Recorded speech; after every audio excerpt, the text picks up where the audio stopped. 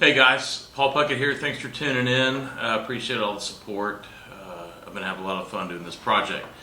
I just got back from Tyler, Texas, where my family is all from. I grew up in Dallas, Texas, but I lived half my life in Tyler. That's where I learned my love for fishing and the outdoors. Spent a lot of time there. My parents would drop me off for a month, and I'd go in between my two different sets of grandparents and go fishing with each granddad. And that's where I just got obsessed with fishing, largemouth bass, brim, everything. And he's the first one I ever saw cast a fly rod. And I've still got his original fly rods. Those are the ones I learned on. And such a cool place to go. And also my godfather, one of my dad's best friends growing up, is a producer there and has done his life's work there in Tyler, Texas. Started at about the age of 20.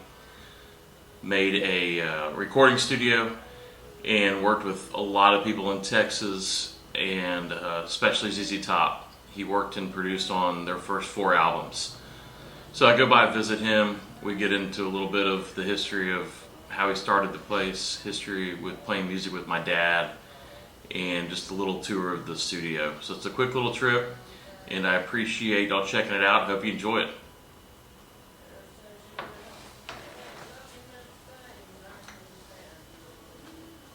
Robin Hood Studios in Tyler, Texas. You just think it's a house, but they added this studio into the garage side, and we'll hear the rest here in a second.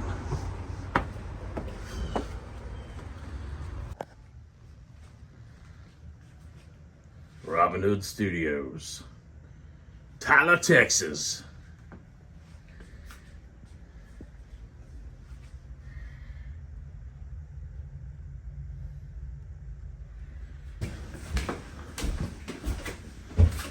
That's a great picture.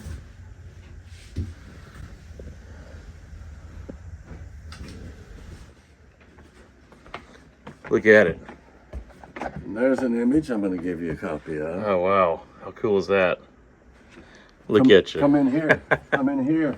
I opened up my laptop today, and guess what popped right on to the top of the screen? Look at those suits. Unbelievable. Well, cool. Nothing but good stuff.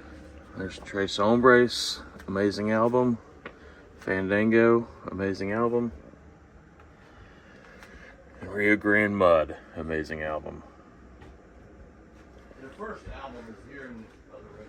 No opium smoking. Yeah, there you go. We do enforce that.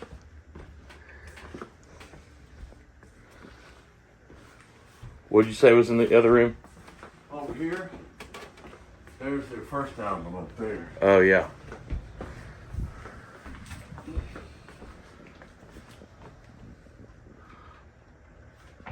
Cool stuff, buddy. Cool stuff.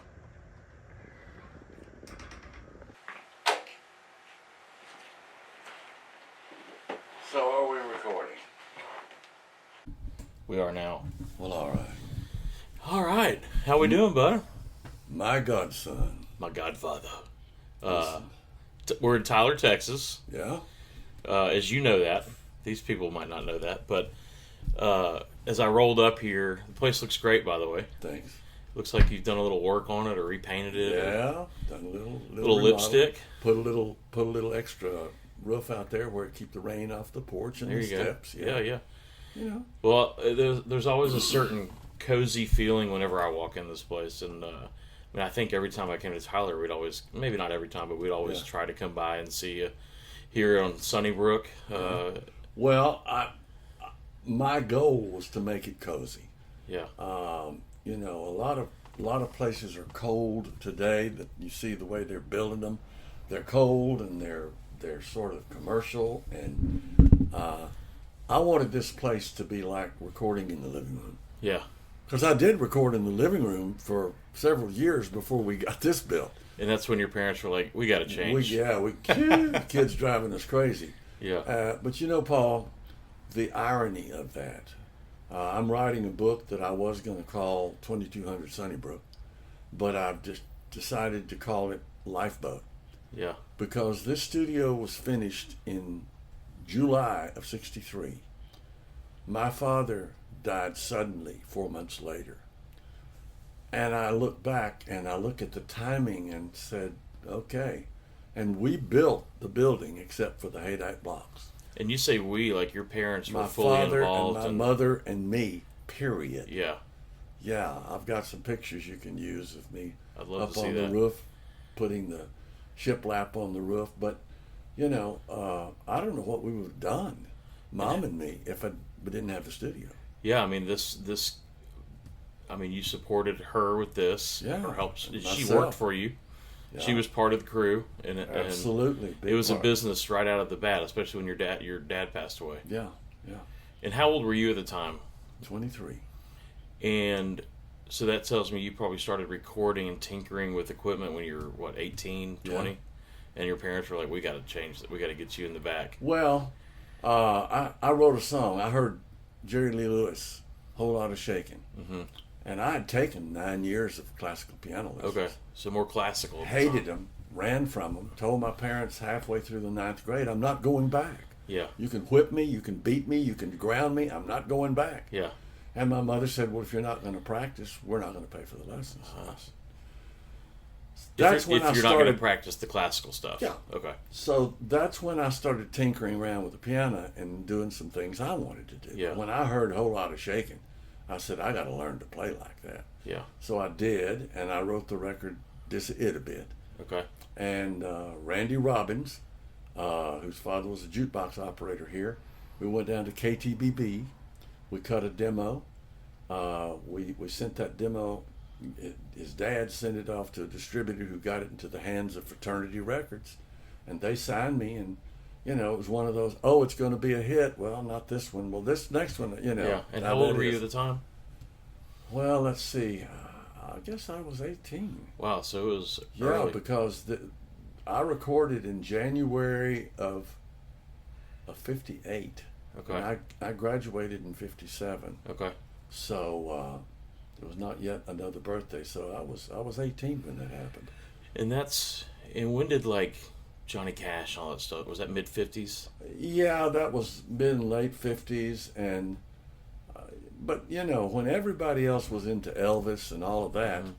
I was laying on the floor with my ear next to a phonograph, trying to learn the parts for the Four Freshmen records. Okay. That jazz that they were doing was just, I loved it. My father used to say, well, they're good singers and they got nice voice, but there's one of them can't find his note. 'Cause that was the jazz part, of course. Okay. But I put a band together, and I got a call from Larry. Your daddy. Now, did you know my dad at the time? No, never, Okay. never heard of him. And he said, I hear you're looking for a guitar player. I said, well, yeah. They lived over on Cochran, Yeah. over in North Tyler. And he came over here and, brought he had an amp and had an acoustic J45 Uh-huh. and with a pickup in it. And so, we jammed for a while, and so it was a match. So And at that point, it was just the house. You didn't have the studio. right, Okay. yeah. And so I put the band together. It was Larry and me and a drummer named Don Garrett, known affectionately as Levi Garrett. Oh, cool. Of course. Yeah. And Pete Martinez Jr. on bass. His dad was the band director here. Okay. And we hired a guy named Henry D. Smith to play sax and clarinet because we got to doing some country club gigs. We didn't know those old songs. Yeah. So, he'd go back during a break outside on the patio and he'd play it. Oh, yeah, I think I know that. So Pete Martinez would say, yeah, I know the chords. So, Larry would fake it and I'd fake it, and then we'd rehearse it for the next gig. Yeah. The band was really a human jukebox. Okay. We played rock, we played some country, we played boom chunk. Now, Larry was exceptionally good at something that, looking back, it really explained why the country clubs really loved us. There was an orchestral rhythm sound where you strum it and then you undeaden it, chung, chung, chung, doo doo doo, chung. So real chung, rhythmic. Chung, just a straight rhythm, and between bass, drums, and that sort of set the feel, and so we were very popular at Willowbrook Country Club and Briarwood Country Club and all the other clubs around. We played high school dances. When Larry was in Baylor, hey man, you want to play a gig down here, man? It's cool, man. It's for the fraternity. I said, oh yeah, man. These kids got bread, man. It'd be good. Yeah, I said, Got okay. bread. Yeah, I said, yeah, they got plenty of bread. I said, okay. So we booked a gig down there at a Syrian club or something, and I was raised Episcopalian, and my daddy taught me how to drink when I was about 10 or 12. And I'd always heard stories about these Baptist kids that had never been taught how to drink. And sure enough, that was the drunkest bunch of kids I've ever seen in my life. Girls lined up outside in these big formal things, on their knees throwing up, And but it was quite a dance, and we played several down there. And Larry would drive in for gigs sometimes. Sometimes I had to get somebody else, but usually he would drive in here for our gigs. And I had one Fender amp. My vocal mic went through that. My piano mic went through that. Oh man. Larry's guitar went through that. And Pete had a little amp that his bass went through, and that was it. That was our PA system. So, and then Larry got into writing. I had somebody come in here yesterday But at this point, when he's in Baylor, you're here kind of starting to probably do your stuff, start making the business, right? I'm starting to push the business more and everything. Okay. And now, when he got out of Baylor, he's taught in Marshall. And Larry was an unusual teacher because he was wild. He played flamenco guitar and sang and played the tambourine with his foot, and students just went crazy over him. Yeah. They loved him. That created some problems with the administration from time to time because they all wanted to go over to Mr. Puckett's house. And he wants to hang out with the young kids. And Exactly. Yeah. And so, there would be parties at his house, and That's funny. And, were you aware that he got busted for pot? I think you told me that. Yeah. Or he might have ended up. Now, their whole lives, they told me they never did that stuff. Well, I saw some pictures that I'm just like, whatever, y'all were hippies. Well, no, but here's the deal. He was teaching in Grand Prairie. Okay. And they all partied at Mr. Puckett's house. Sure. He and Myra were living out there. And Larry said that some kid got mad because he wasn't told about the party. So said when the cops knocked on the door, they walked right straight in, right back to Larry's bedroom, pulled the door open, went to a leather jacket, looked in the pocket, and found it. There you go. So it was planted. Yeah. And Larry stayed with that story with the police. He was so funny, they said, now, when he was getting it all cleared up, now, Mr. Puckett, Dr. Puckett, you realize you should not be associating with no potential felons, and that was sort of a wake-up call. Yeah, taught him a little lesson. Yeah, that these kids were a lot of fun, but they were young and emotional and stupid and could be dangerous. Yeah. Especially if he'd gotten a second one. So I think they really cooled it at that point. Mm-hmm. But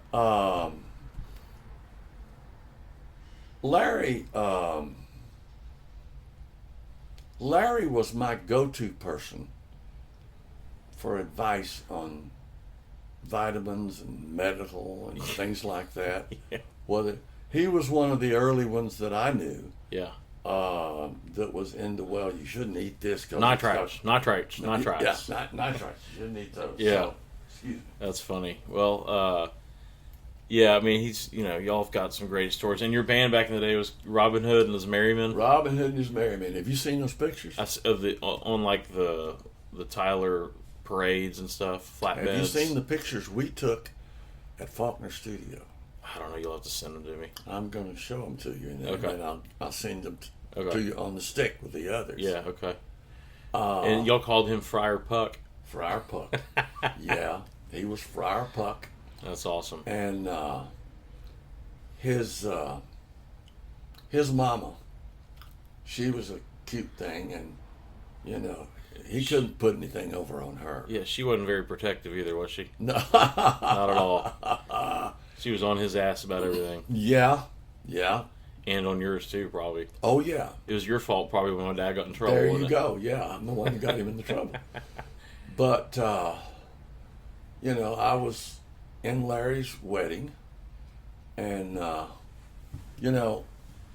was really honored when they called me and asked if I would be your godfather, because being an Episcopalian, being a godfather is a serious responsibility, and I was really honored, and I appreciated it, and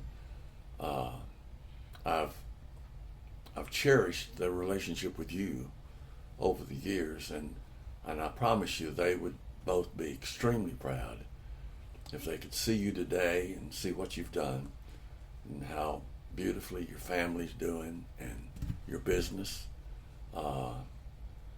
because Larry was a hellraiser, but when you go get a PhD in chemistry, you show another side of yourself. Yeah. So he wasn't just a hellraiser; he was also fact-based and science-based. Mm-hmm. I'll tell you a funny story. They were getting ready to, they took those kids to Europe on those tours. Probably went 12, 15 times. I don't know. It was just amazing, though. And think about it. You get to go free, but you got to keep up with all those high school kids. No way. Yeah. So they called me one time and said, "We're going to leave in the morning for them." I said, "Not. We signed a document yesterday and said I didn't have time to call you and ask your permission, but I would just assume you'd be willing that if anything happens to us, you'll be Paul's guardian." And I said, "Well, you sure know how to get a man to pray for your safe return."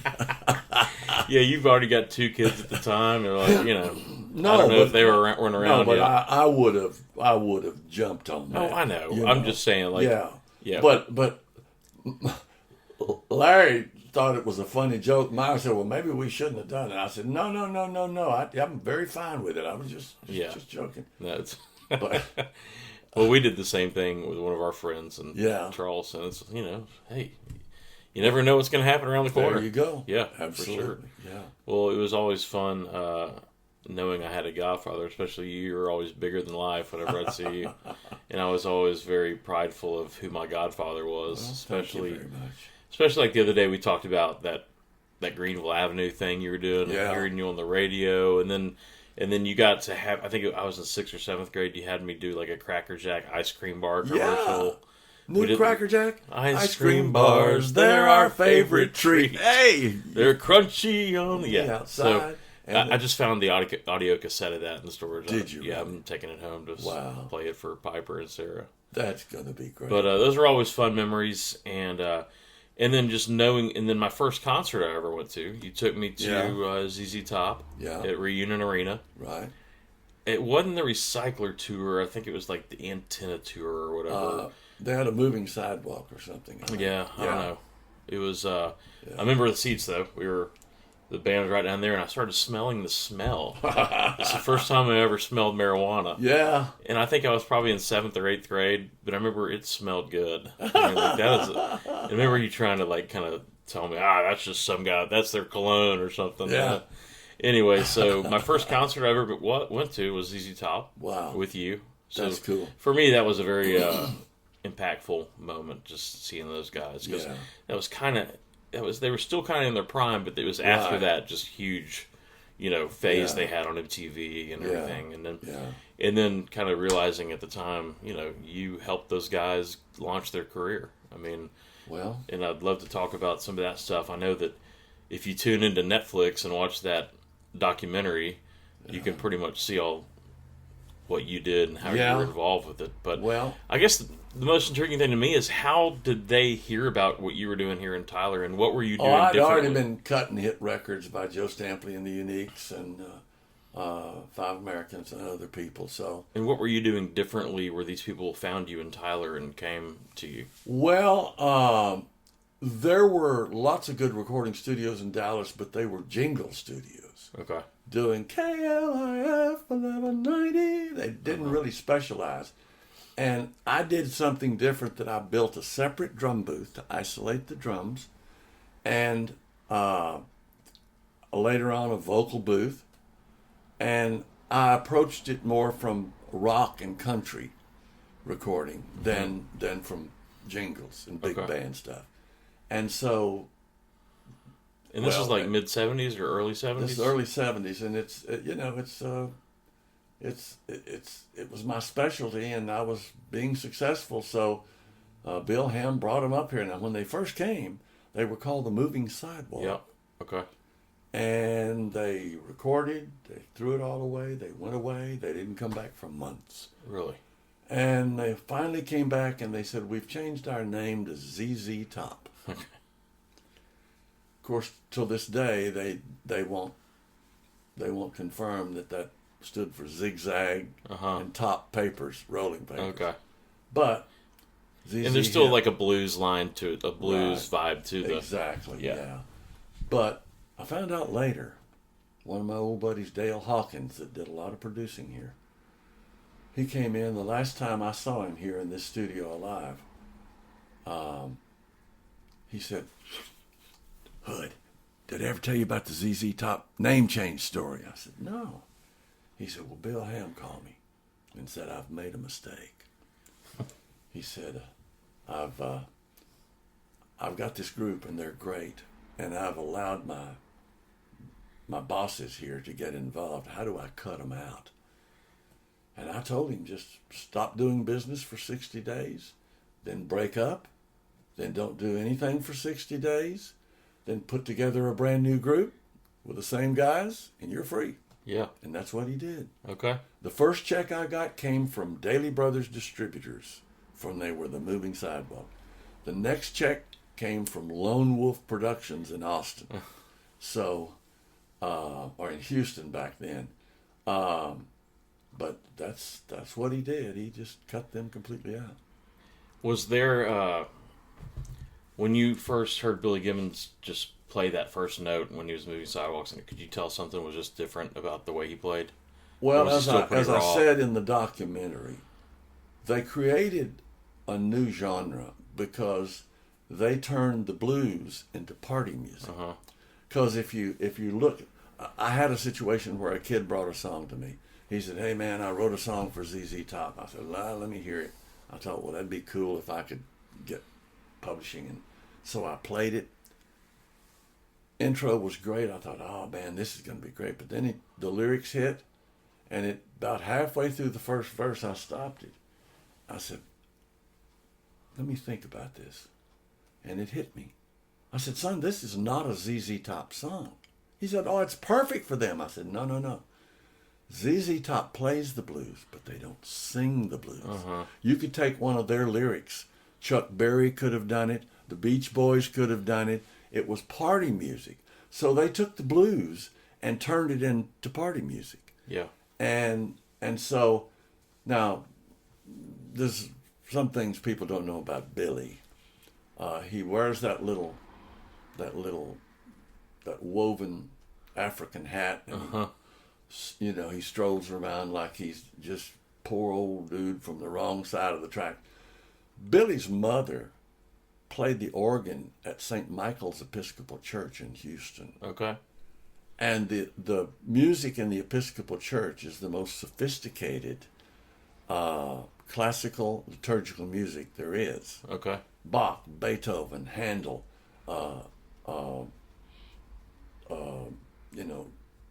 Mendelssohn, Purcell. I mean, it's the finest of the finest. So he was raised, and somebody told me his dad had a band. I'm going to check on that. But he was raised with enough really good music background that he knew what he was doing. He wasn't just sort of messing around. Yeah. I think It was almost like a character or something. He plays this character of the blues guy, but he's really quite sophisticated. Sure. Yeah. And, that's sometimes that's all over. You look at the guys that Bill Monroe and Acuff Rose, the guys that did the, quote, bluegrass music. Yeah. Well, they're jazz heads. Yeah. They were jazz heads, and besides, that's not bluegrass. That's Celtic music. Well, it's almost like they're stepping in their armor and stepping in their superhero outfit, and that's what makes him become Billy Gibbons. Right, exactly. If he doesn't have that on, it's almost like he's probably a totally different person. Yeah. When they get out on the stage, they become a different person. Yeah, you have to. It's the image, and you don't mess with it and leave it where it is. Yeah. Well, I'm sure you have fond memories of watching and listening to those guys in the studio. Yeah. It was probably an amazing time. I've always given credit to the singers and musicians and songwriters and producers that walk through that door over there for the success of this place. Because without great songs and great musicians and people who know what they're doing, you're not gonna be successful. And I've thanked God for them. Yeah. Well, you're still doing it. Still. How old are you now? 85. Did you plan on working until you're 85? No. I mean, I think that's the difference between having a creative job. You don't have an employer. Yeah. You're like, I don't plan on ever retiring. Right. If one day hits where I just literally can't hold a paintbrush, that'll be different. But I don't know that when you do something that we do where you make things, I don't know that there's ever a retirement date. Well, it's like I told somebody the other day, Robin Hood, are you ever going to retire? And I said, oh, probably not. Oh, man, listen, the day I walked out of that office, I said, what did you do? He said, yeah, well, I worked for a manufacturing company, crunching numbers and all. I said, I couldn't have done that for a week. Yeah, exactly. I would have gone crazy doing that. Yeah. So you're right. When you love what you do, when you would sit down and do it anyway. I used to have a sign here. I said, this is a nonprofit business. It wasn't planned that way, but that's just the way it worked out. But I've been through so many health issues. And during those times, this studio would sit here empty for, weeks. Yeah. And, that pushed things behind, and I've had to continually catch up. Well, I know you had a close call about 7-8 years ago. Well, I died on the operating table. Yeah. And let me put this in. If this may save one person's life. When you're going in for surgery, they hand you all these papers to sign. Well, one of the papers they handed me was an NDA. Do not resuscitate. Okay. DNA. Yeah. DNA. DNR. Yep. Yeah, DNR. Do not resuscitate. That's what it is. And I looked at that and I tore it up and I handed it back. I said, no, honey, do everything you can to keep me around. I'm not ready. Yeah. And that was the surgery that I died on the table. If I had signed that document, they would have not legally been able to shock me and bring me back. That's crazy. So I'd be dead now. Yeah, we wouldn't be having this conversation. There you go. Unbelievable. Well, hey, for all these health issues you've had, you look pretty damn good to me. Well, I'm really big into holistic medicine. Yeah. And there's a lot to that. Yeah. Well, I know. I remember there's a country musician from here, which I told you about, and you probably know about, Paul Cawthon. I remember about 2-3 years ago, he posted a video of his band pulling up to the corner, and they all got out and bowed to the building, and we're talking about ZZ Top. I know he's a big ZZ Top country music guy, but so are you still doing I know that you do a lot of commercials and things like that. Are you still doing I don't music do commercials much anymore. Okay, so No. you're doing... I'm doing record deals. Okay, good. Yeah. And I'm sure the phone started ringing after that Netflix documentary. Yeah, it did. But let me tell you a funny story. You're going to love this. So, I got a lot of really good publicity from that. It was nice. And from all over the country. But when Tina Turner died, I got a phone call that night from the radio station at UT. Hey, Robin, could you be out here around 10 tomorrow and do an interview about Tina Turner? I said, yeah, I'll do that. Mm-hmm. Well, when I got out there, the lady from Channel 19 was there. She said, can I follow you over to the studio? And so she came on over, and then I got a call from KLTV. They came in, and then a call from the Tyler Morning Telegraph, and she came over and did an article. So the whole day was just interviews. Just about not Whitney Houston, Tina Turner. So that night about 9:30, I'm sitting at home. I've had my night pills, and I'm answering a couple of emails, and the phone rings. It's our daughter, Michelle, in Denton. Hey, Dad. Yeah. You saw the article in the Tyler paper? And I said, well, I haven't read it yet, but I did the interview. She said, well, it's an interesting headline. And I said, really? Yeah. Tyler, producer, reminisces about working with Tina Turner after her death. Hey. Yeah. After her death. And I said, no, she was quite much alive when I worked with her. Oh, yeah. That is weirded a little strange. Yeah, it's worded a little weirdly there. But, yeah. But hey, I'm happy with what I'm doing. Yeah. I love my family. I have wonderful kids. I have wonderful grandkids. I have a cousin in California I'm incredibly proud of. She's an artist. Yeah. Are you aware of Susie? No. Susie Stack is her name. Her name was Susie Reed. She did all she did at first was fire art because her husband was a firefighter, and her brother was a firefighter, and her son's a firefighter, and that page is called fire-art.com. Okay.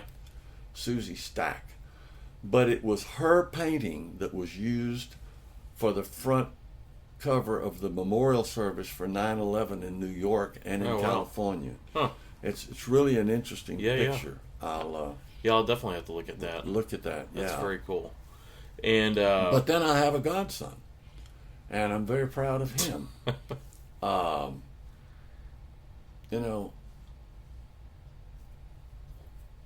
You were gone, and I didn't get to spend as much time with you early on.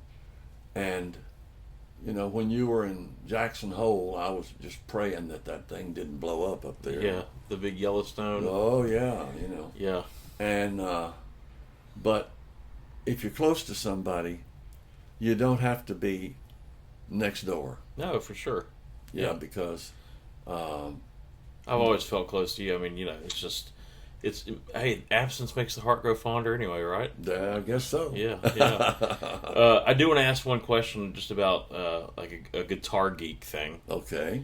And, this is something you've said the story plenty of times, but when the producer left to go get the barbecue, right, when you guys were trying to sneak in some recordings without overdubbing, the big story is you kind of barely detuned all of Billy's strings for a second track, I guess. Right. What did that do? What I did, well, there were no stomp boxes in those days. Yeah. Flange. Distortion pedal.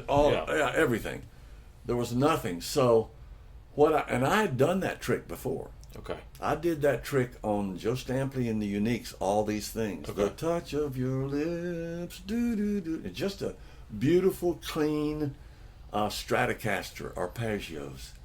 And we only had 2 tracks, so I recorded the band, and when we recorded Joe's vocals and the vocal background, I had Ray go over and just play that part, but I detuned them, just pulled them a little bit. Yeah. Which gave it a float, a flange. Yeah. Sort of a chorusing effect. Yeah, just adding So depth that's when to I it. told Billy, said, let's try this.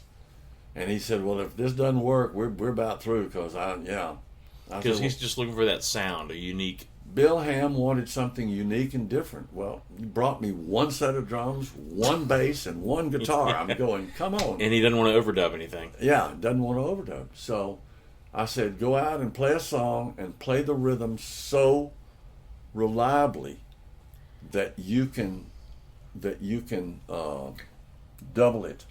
And he said, perfectly all the way through. I said, okay. And so I called him about 7, 8 months ago. I said, Billy, what song was it that we did? That first song that we doubled the guitar on. He said, that's LaGrange. So if you listen on the record, you hear the guitar on the left, and then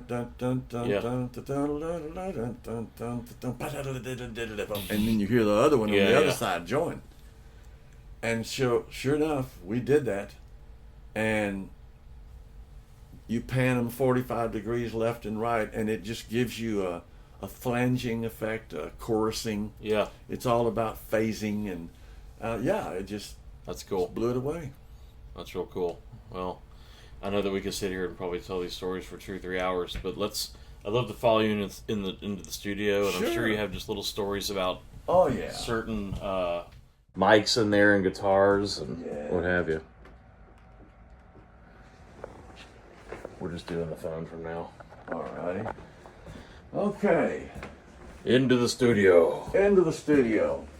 So, my sweet mother, Mrs. D, she booked sessions. She made the coffee. She cleaned up the beer cans. So she pretty much let you grow up in this place. She didn't really monitor you a whole lot. And she was a strong woman. Lived through the Depression. She was a product of a broken home. Her parents divorced, which back in those days was, thought of as being trashy. But she was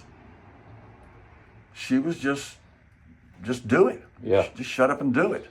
Yeah. And then people started coming in. This is a picture of the guys when we were working back in those days. It's funny that Frank Beard is the only one without a beard. Yeah. But and Billy in his pretty little polo Lacoste shirt. Oh yeah.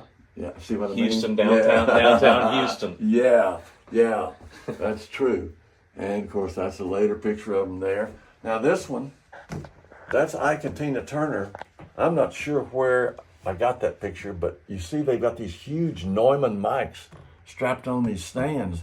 They're recording. That's an RCA ribbon mic, and she's got a big Telefunken on hers. And so that's a live gig. Now this is Billy. He's shooting craps down on the floor of the studio control room in there. That's funny. This is John and Robin. Do it again just a little bit slower. Very troubled young man. This is Nat Stuckey, one of the greatest voices and songwriters. Okay. Well, has anybody here seen Sweet Thing? And he wrote Papa Top again. Wrote lots of good country songs. Okay. Ike and Tina. Of course, there's the Rio Grande Mud. Yep. And the Five American. You got time for a funny story? Yeah. So I get a call from New York. It's about 10 o'clock at night. I said, Robin Hood Studios? He said, yeah, sweetheart, I'm looking for the dude that calls himself Robin Hood. I said, this is Robin. Where did you get such a crazy name? I said, well, actually, I found it on my birth certificate. That's funny. And so he said, look, we're mastering the Five Americans, and they sent us the wrong tape already. I said, 4-track? Yeah. 1/2-inch? Yeah. Instruments on 2-track, voices on 2-track? Yeah. I said, that's it? That's the right tape? No, it can't be the right tape, because the second time that the music stops and they do that little doo-doo-doo-doo-doo-doo-doo, they crack up and laugh and they never get it right. I said, oh yeah, that's the right tape. Use the first one twice.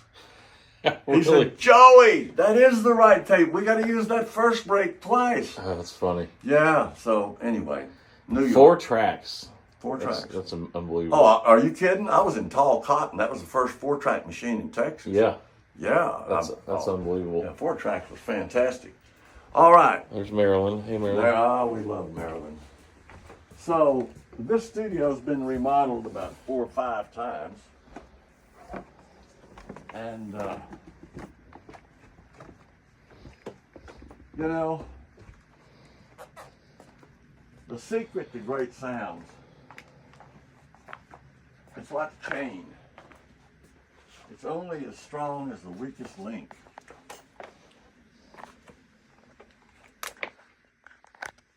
And it all starts with the mic, huh?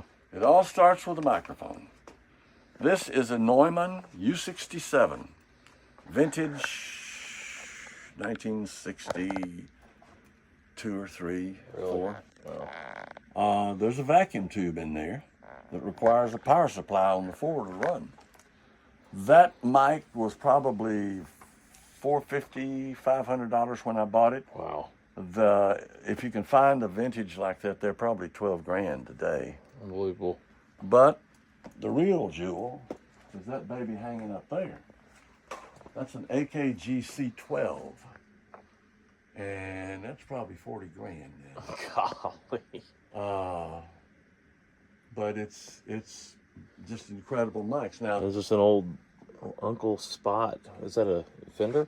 yeah, that's a Fender. And this is like a 65? My dad's is a 65. Yeah, I think that's what that is. Yeah. Never heard of an Uncle Spot. It's like an old Princeton, is what it looks like. Interesting. Very cool. Same kind of thing. The big But- piano. Look at these mics. The Busendorfer Imperial Grand, 9 feet 6 inches long, and my arm's messed up.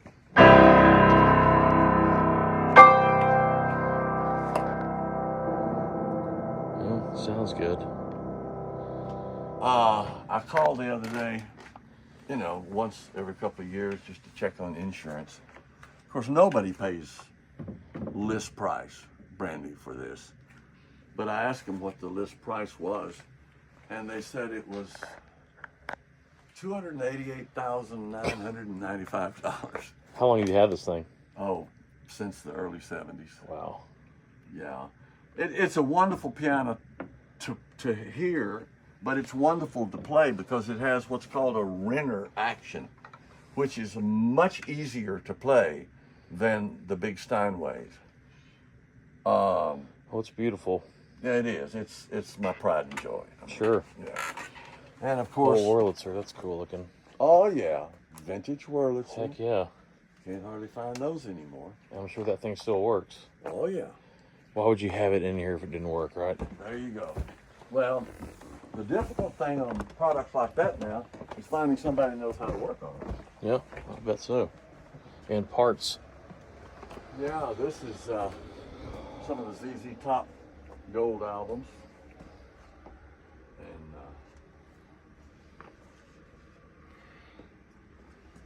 see if I can turn some of this stuff on. And the board. I know you've gone through a few different versions of this board. Yeah, I've the board that really gave me my first really super sound was called an Electrodyne, and that's the one I used for ZZ Top. You still have it somewhere? Or did you sell it? No, I sold it. I got a call from a guy the other day that just bought it. Oh wow, He's moving it to Nashville for something. very cool. Let me see if I can get this stuff. They all end up in Nashville. Yeah, well, I'll tell you what, owning vintage gear is really good if you've got a really good vintage. Let's go, baby. But see, those microphones are from the 60s, very vintage, tube mics. But in here, we go the opposite direction. I use Nuendo, which is the granddaddy of Cubase, and it's very complicated, but it's really a good system. Oh, that's the computer program you use? Yeah. Yeah. What's the other one? Pro something that a lot of people use? Pro Sound or A something? lot of people use Pro Tools. Pro Tools, that's what I'm thinking of. Pro Tools got in the business. They jumped in when computers were not fast enough to do the trick. So they built racks with processors in them. Well, that's expensive.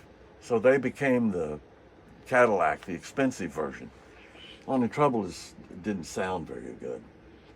So these people got in just about the time the computers started getting fast enough that they could handle it. Okay. And now then, everything happens within the computer. You doing this? Let me know. You going? Yeah. Okay. Now, the microphones, of course, are extremely important in the sound. But the next most important thing is the microphone preamps. Okay, so those are all connected, each different mic out there. Yeah, there's 4 of them in this rack, and that's about a $4,000 rack. That one. And these are about $3,800 a piece. And so if you have a great microphone, great mic pre's, there'd be a studio in New York that had maybe 3 studios. One would be a Neve studio, and one would be a API, and one would be a, whatever else, solid state logic. And the reason people would choose one of the rooms is because of the mic pre's. Oh, I'll tell you this. When I sold the Electrodyne console, I went to a little, what do they call it? MCI. Because I needed a lot more tracks. I needed to go from 8 to 16. Well, I got a call from the guy that sold it to me. Love the guy. Good friend. Hey, Rob, how do you love that little MCI? I said, Jerry, it's a good console, but I've lost my sound. I don't have that big, thick sound anymore. And he said, well, yeah, I've got a couple of customers that are feeling the same way. He said, you're going to have to buy some API mic pre's. Okay. So I bought a rack of these. Yeah. And that was what it was. So I bought another rack, and then I bought this, and then some more Neves. I mean, I guess, in this business, there's one thing to be vintage, but I guess you're always having to stay on top of the technology to In some certain degree areas, as well. you do. You really do. Yeah. But I guess you want some things to be vintage to have a certain sound, but yet you still need to couple it with something modern. And Yeah. Okay. Yeah. Well, That's very the cool. way we do it. This is awesome.